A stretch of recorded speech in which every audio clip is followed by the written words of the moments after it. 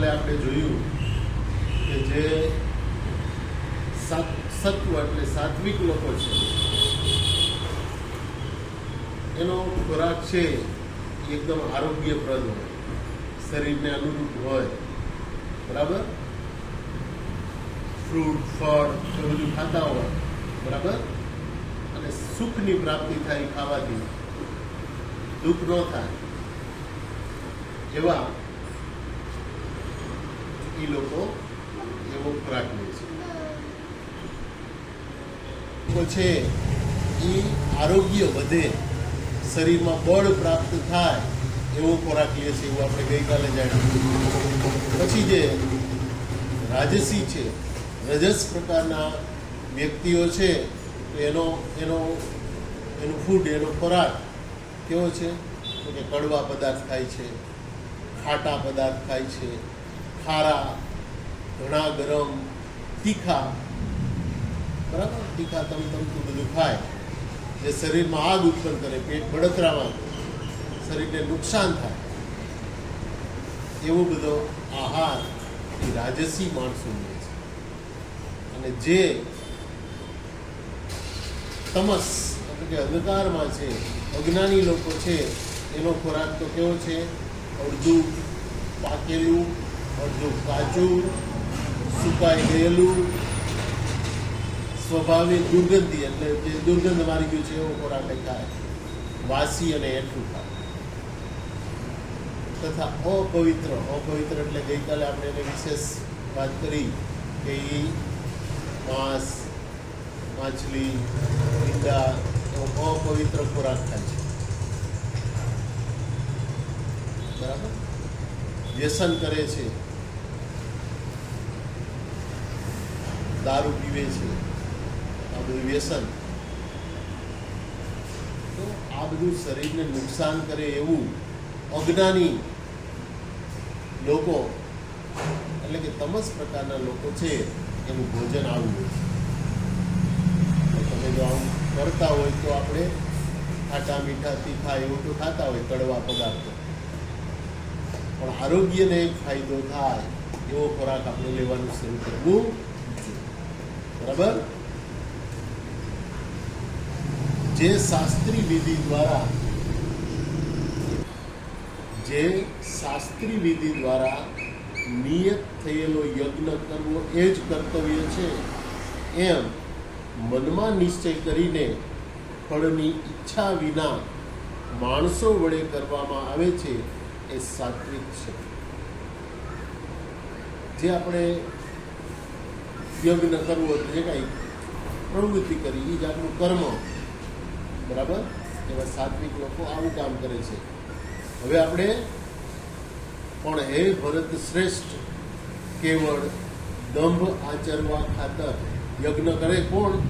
તો કે કોઈ પણ જાતના ફળની આશા વગર યજ્ઞ કરો, કથા કરો, કોઈ ધાર્મિક કાર્ય કરો, તો એ સાત્વિક લોકોનું કામ એવું. જ્યારે અમુક લોકો દંભ આચરવા, તમે આવડી મોટી કથા કરી, આવડો મોટો યજ્ઞ કર્યો, દંભ આચરવા,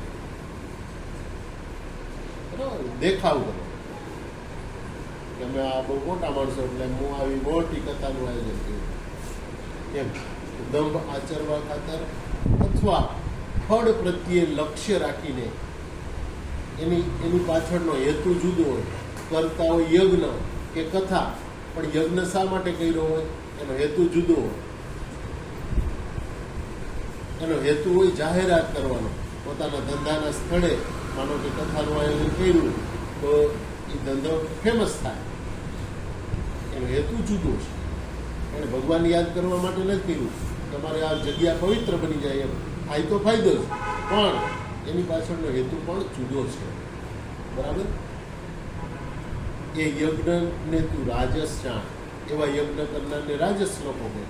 આપણે બધા એવા છીએ કંઈક ફાયદો હોય એવું કામ કરીએ, બરાબર. જ્યારે શાસ્ત્રની વિધિ વિના, અન્નદાન વિના, જ્યાં કથા યજ્ઞ થતા હોય ત્યાં અન્નદાન થવું જોઈએ. જમવાનું આપતા હોય, ખબર છે ને, પ્રસાદી આપતા હોય, પણ કેટલાક લોકો ખાલી કરે, અન્નદાન ન કરે. તો કે અન્નદાન વિના મંત્ર રહિત, એમાં કોઈ જાતના મંત્રો ન બોલતા. તો મંત્ર રહિત, એમાં કોઈ મંત્ર ઉચ્ચારણ કરતા ન હોય, બરાબર. કરવામાં આવેલા યજ્ઞને તમસ યજ્ઞ કહેવાય છે. એવો અંધકારમય યજ્ઞ જ ન કહેવાય ટૂંકમાં, પણ છતાં યજ્ઞ કરે તો એવા યજ્ઞને તમસ યજ્ઞ કહેવાય. નથી એમાં કોઈ જાતના દાન દક્ષિણા, નથી કોઈ અન્નદાન, નથી શ્રદ્ધાનો ભાવ, કે નથી કોઈ મંત્ર બોલતા. તો આવી જે વસ્તુ છે એ કેવું કહેવાય? તો કે તમસ પ્રકાર. તો અહીંયા યજ્ઞના આપણને 3 પ્રકાર સમજાવવામાં આવ્યા છે. પહેલું, કોઈ પણ કારણ વગર યજ્ઞ કરે, કથા કરે, કોઈ ધાર્મિક પવિત્ર કાર્ય કરે, એની પાછળ એનો કોઈ બીજો હેતુ ન હોય, ઈશ્વરને યાદ કરવાનો હોય, તો એવા લોકો કેવા કહેવાય?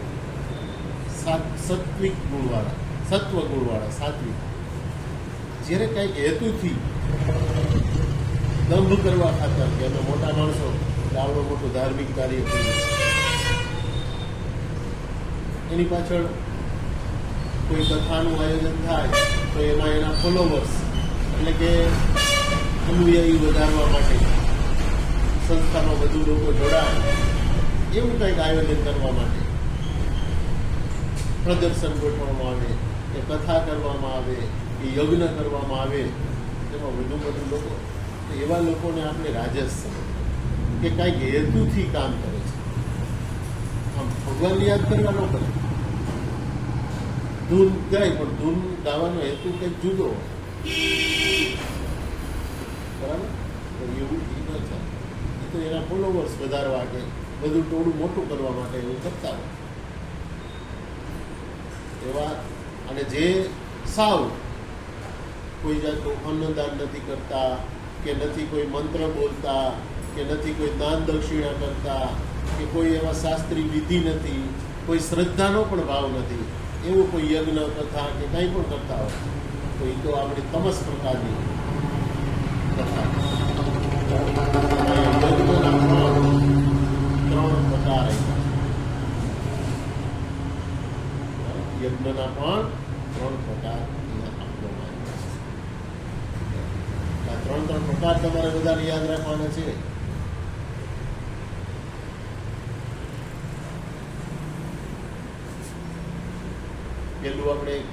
પહેલું આમાં શું જોયું હતું? તો કે 3 પ્રકારના પૂજન, કેવા ભગવાનને પૂજે છે, કોણ કેવા ભગવાનને પૂજે છે આપણે જોયું ને.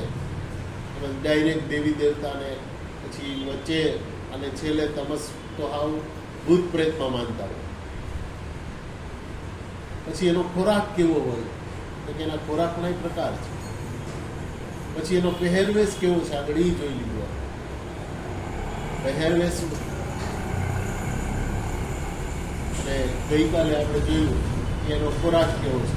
અને આજે જોયું કે યજ્ઞ, કોઈ કથા કાર્ય કરે છે તો શું એનો યજ્ઞ કરવાનો હેતુ શું છે? કોઈ કાર્ય કરે છે, ભગવાન યાદ કરે તો એવી રીતે. આ 3 પ્રકારના વ્યક્તિ આ પૃથ્વી પર હોય છે. સત્વ એ સાત્વિક લોકો, બીજું રજસ રાજસી લોકો, અને ત્રીજું તમસ અંધકાર, જેને જ્ઞાન નથી એવા લોકો, તામસી લોકો, રાક્ષસી પ્રકારના લોકો. બરાબર. તો આપણે જ્યાં હોય ત્યાંથી હવે આપણે જ્ઞાન મેળવ્યું એટલે આપણે આમાંથી હવે સુધારો કરવાનો. કોઈ પણ કથા કાર્ય કે ધાર્મિક કાર્ય કરીએ તો ઈશ્વરનો જ આપણે શ્રદ્ધા ભાવ રાખીએ. કોઈને દેખાડવા જોરથી શ્રી રામ જોરથી તો સાંભળે એટલે આપણે ગાઈએ, એનો કાંઈ મતલબ નહીં. ભગવાન યાદ કરવા માટે આપણે કરીએ. બરાબર.